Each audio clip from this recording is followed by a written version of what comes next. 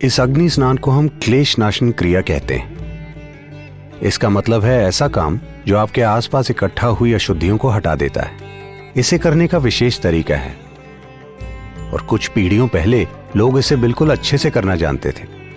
हमने बस इस अग्नि स्नान से लोगों को कई स्थायी बीमारियों से छुटकारा दिलाया है।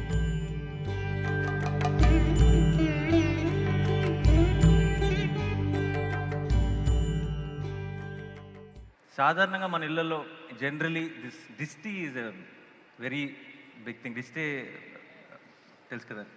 Initially I use to think this is one చాదస్తం, my mom just wants to do something, okay do it అనేవాడిని.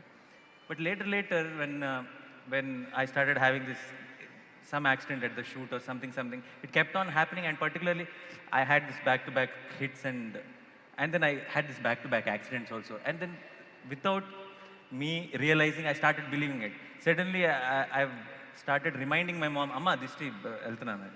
సో ఈ దిష్టి అనే కాన్సెప్ట్ రకరకాల మంది రకరకాలుగా చెప్తారు. పీపుల్ సే సమ్ ఎనర్జీ అంటారు, ఇంకోటి అంటారు. But it is a very house hold thing. It's a very popular belief. దీని మీద మీ అభిప్రాయం ఏంటి? ఇది ఉందా లేదా?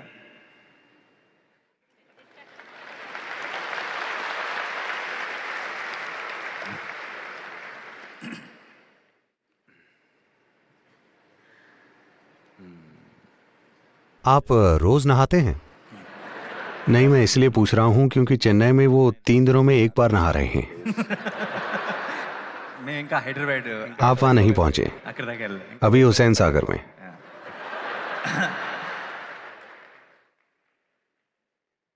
तो कल शाम मैं कुछ प्रतिष्ठित लोगों के एक ग्रुप से बात कर रहा था। एक सरकारी अफसर ने कहा ये सभी अमीर लोग हर रोज नहा सकते हैं। मैंने पूछा आप कहां से हैं? दक्षिण भारत में हम नहाए बिना घर से बाहर कदम नहीं रखते। चाहे जो भी हो जाए, चाहे हम पानी ना पिएं, लेकिन हम पहले नहाएंगे। तो ये नई संस्कृति मत शुरू कीजिए कि इतने दिनों में नहाइए। और शुक्र है आज शुक्रवार है।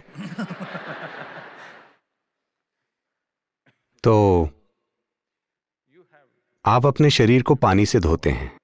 इसका संबंध सिर्फ मिट्टी हटाने से नहीं है।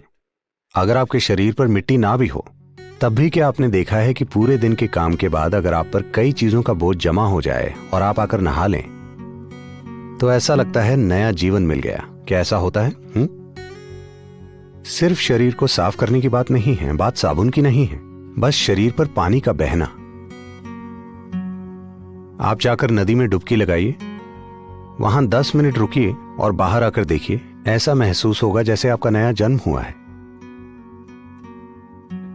क्योंकि आपको समझने की जरूरत है कि यह शरीर बुनियादी रूप से 5 तत्वों से बना है: पृथ्वी, पानी, अग्नि, हवा और आकाश। इस मौसम में हमारे योग केंद्र में, क्योंकि हमारे यहां एक हवा की टनल है, यानी शांत घाटी से मॉनसून की हवाएं बहकर इस घाटी में केंद्रित हो जाती हैं, और जब ये योग केंद्र की ओर आती हैं तो उनकी रफ्तार 70 से 110 किलोमीटर प्रति घंटा हो जाती है, दिन के अलग अलग समय पर। तो इस समय हमारे सभी लोग साधना करते हैं। वो हवाओं में इस तरह खड़े हो जाते हैं, क्योंकि ये वायु स्नान है। जल स्नान आप रोज करते हैं, वायु स्नान भी किया जा सकता है। योगी हमेशा अपने शरीर पर मिट्टी लगाते थे, लेकिन आज इसने स्पा में मड बाथ का रूप ले लिया है। ठीक है, तो मड बाथ भी होता है। Similarly, there is a fire wash. इसी तरह से अग्नि स्नान होता है।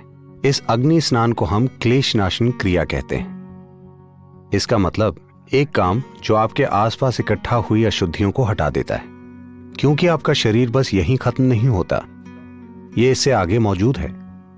क्या आपने इस पर ध्यान दिया है?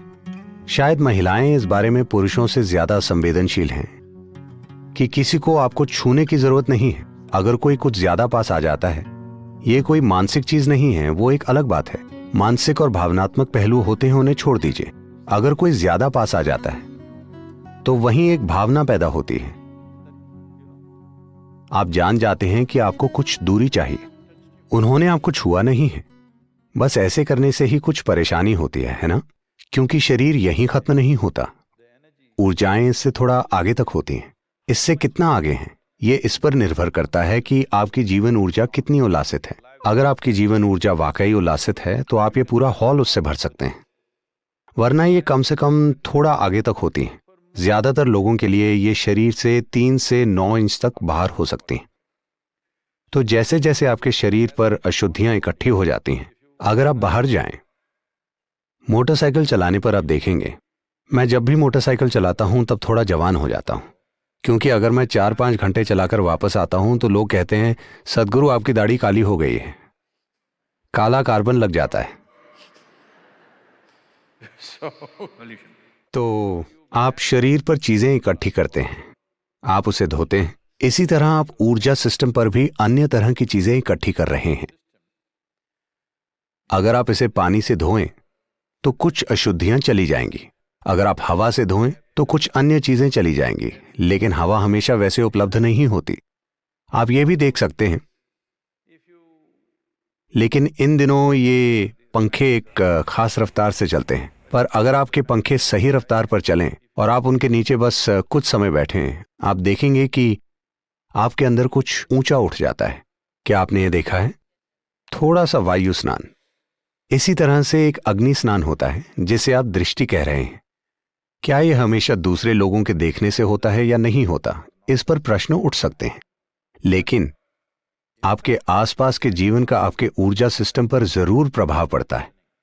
अगर आप में एक आध्यात्मिक प्रक्रिया है, मतलब आप कोई क्रिया कर रहे हैं या कोई ध्यान की प्रक्रिया कर रहे हैं, तो आपको इन चीजों की जरूरत नहीं है, क्योंकि आप जानते हैं कि खुद को अंदर से कैसे धोना है। अगर आप वो नहीं जानते तो ये चीजें महत्वपूर्ण हो जाती। मुझे आपको ये बताना चाहिए कि इसे करने का एक तरीका है जो कुछ पीढ़ियों पहले लोग अच्छे से जानते थे, लेकिन आज मैं देख रहा हूं कि वो बस कुछ जलाकर ऐसा ऐसा करते हैं। अगर आप योग केंद्र में आए तो हम वैज्ञानिक तरीके से क्लेशनाशन क्रिया करते हैं, जैसे उसे किया जाना चाहिए। हमने लोगों को कई स्थायी बीमारियों से सिर्फ अग्नि स्नान के द्वारा छुटकारा दिलाया है। एक चौंकाने वाली बात जो हमें कुछ समय पहले ही पता चली है, वो ये है कि ADHD यानी सीखने की परेशानी से पीड़ित कई बच्चों में अग्नि स्नान के 6 से 8 हफ्तों के बाद जबरदस्त बदलाव आया है। हमने इसकी उम्मीद कभी नहीं की थी। तो आपकी माता ने जाने या अनजाने में आपको अग्नि स्नान देते हुए शायद आपकी सीखने की क्षमता कुछ बढ़ा दी हो। मैं उन्हें नमन करता हूं कि उन्होंने अग्नि स्नान किया। सेम